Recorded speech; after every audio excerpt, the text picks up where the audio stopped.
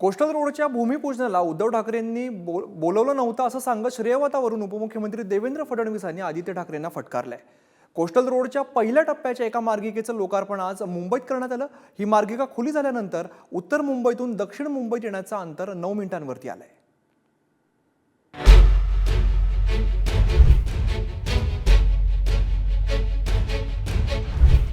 बहुप्रतीक्षित कोस्टल रोडच्या पहिल्या टप्प्यातल्या एका मार्गिकेचं उद्घाटन मुख्यमंत्री एकनाथ शिंदे आणि दोन्ही उपमुख्यमंत्र्यांच्या उपस्थितीत पार पडलं। कार्यक्रमाला शिंदेंची शिवसेना, अजित पवारांची राष्ट्रवादी आणि भाजपचे नेते उपस्थित होते, मात्र स्थानिक आमदार आदित्य ठाकरे अनुपस्थित राहिले। कोस्टल रोडचं श्रेय ठाकरेंच्या शिवसेनेचं असल्याच्या आदित्य ठाकरेंच्या टीकेला या कार्यक्रमात देवेंद्र फडणवीसांनी जोरदार प्रत्युत्तर दिलं। दुसऱ्याच्या कामाचं श्रेय घेत नाही असं सांगताना फडणवीसांनी कोस्टल रोड पूर्णत्वास कसा गेला याचा पाढाच वाचून दाखवला। 2004 ते 2014 ला राज्यात केंद्रात युपीएचं सरकार होतं। मुंबईत सी लिंकला परवानगी, मात्र कोस्टल रोडला परवानगी नव्हती। कोस्टल रोडसाठी रेक्लेमेशनची गरज, सीआरझेडची लाईन त्यामुळे बदलणार होती। महाराष्ट्राच्या अनेक मुख्यमंत्र्यांना दिल्लीतून प्रतिसाद मिळाला नव्हता। मोदी सरकारच्या काळात फडणवीसांच्या केंद्रासोबत 5 बैठका झाल्या। रेक्लेमेशनला परवानगी देताना सीआरझेड लाईन न बदलण्याची राज्य सरकारनं हमी दिली। कोस्टल रोड परिसरात 200 एकर जागेवर मैदानं आणि उद्यानं उभारण्याची हमी दिली। अनेक अडचणींवर मात करत कामाची परवानगी मिळाली। 3 पर्यायातून मुंबई महापालिकेला काम देण्याचा निर्णय झाला। काम सुरू असतानाही वसुलीचे प्रयत्न झाल्याचा फडणवीसांनी आरोप केला। मोदी सरकार आणि मुख्यमंत्री शिंदेंमुळे प्रकल्प पूर्णत्वास गेल्याचा दावा देवेंद्र फडणवीसांनी केलाय। ज्यावेळी मुंबई महापालिकेला काम सोपवलं त्यावेळी मुख्यमंत्री असतानाही भूमिपूजनाला बोलावलं नाही हे सांगत फडणवीसांनी उद्धव ठाकरे आणि आदित्य ठाकरेंवर जोरदार टीका केली आहे।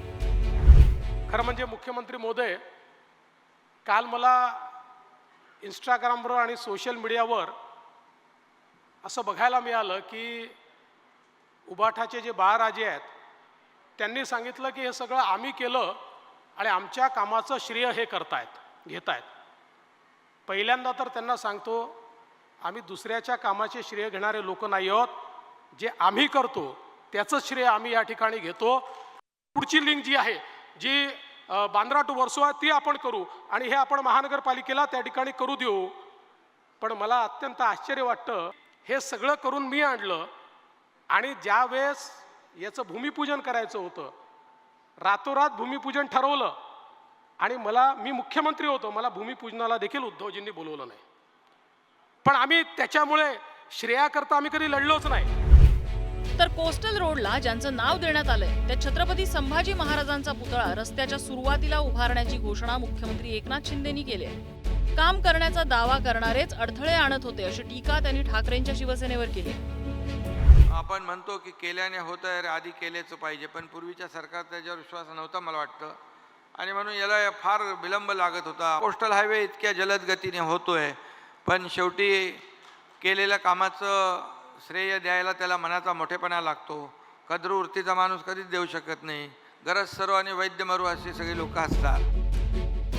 कोस्टल रोडच्या 10 किलोमीटरच्या पहिल्या टप्प्यातील एक मार्गिका सुरू झाल्यामुळे मुंबईत मरीन ड्राईव्ह ते वरळी मार्गावरील वाहतूक कोंडी कमी होणार आहे। जे अंतर कापायला 2 तास लागत होते ते अंतर या नव्या मार्गामुळे केवळ 40 मिनिटात पार होणार आहे। सध्या सकाळी 8 ते रात्री 8 पर्यंतच हा मार्ग खुला असेल, तर शनिवार रविवारीही कोस्टल रोडवरच्या कामांमुळे या मार्गावरची वाहतूक करता येणार नाहीये।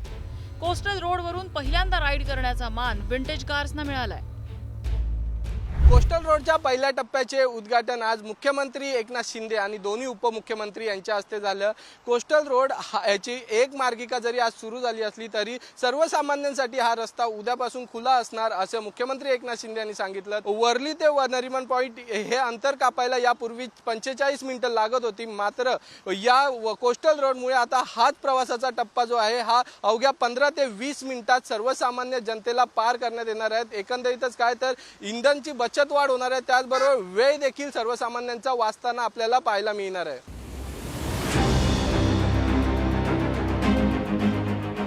मे पर्यंत कोस्टल रोडचा दुसरा टप्पा सुरू होणार असल्याचं मुख्यमंत्री म्हणाले। तर कोस्टल रोडचा विस्तार आगामी काळात पालघर पर्यंत करून मुंबईच्या भोवती रिंग रूट तयार करण्याची योजना असल्याचं फडणवीस म्हणाले। मुंबईकरांचं एक स्वप्न हे कोस्टल रोडचं होतं, आणि हे स्वप्न पूर्ण केल्याबद्दल मी मुंबई महापालिकेचं अभिनंदन करतो, त्यांना शुभेच्छा देतो, त्यांना धन्यवाद देतो आणि ज्यांनी ज्यांनी याच्यामध्ये सहभाग घेतला त्या सगळ्यांचं अभिनंदन करतो. गेल्या 2.5 वर्षामध्ये या मुंबईत ज्या प्रमाणात कामं सुरू आहे ते आपण पाहतोय आणि या कोस्टल रोडमुळे 10 किलोमीटरचा कोस्टल रोड एक टप्पा झालाय, दुसरा टप्पा मे महिन्यामध्ये होईल. मुंबईला एक रूप, एक लिंक अशा प्रकारचं एक रिंग रोड आपण तयार करतोय की ज्याच्या माध्यमातून MMR रिजन मधनं कुठल्याही भागातनं MMR रिजनच्या कुठल्याही भागामध्ये 1 तासाच्या आत येता येईल. माननीय देशाचे प्रधानमंत्री मोदीजी यांच्या नेतृत्वात आम्ही जो संकल्प केला होता की 1 तासाच्या आत मुंबईमध्ये आपल्याला त्या ठिकाणी कम्युटेशन करता आलं पाहिजे, हे पूर्ण होत आहे. लोकसभा निवडणुकीच्या तोंडावर अटल सेतू नंतर कोस्टल रोड मुंबईकरांच्या सेवेत रुजू झालाय. मेट्रो, कोस्टल रोड यासारखे पर्यायी मार्ग यातून महामुंबईचा वेग वाढवण्याचा सरकारचा विचार आहे. लोकसभा निवडणुकीत या प्रकल्पांचा कितपत लाभ होईल हे जाणून घेण्यासाठी निकालापर्यंत वाट पाहावी लागते.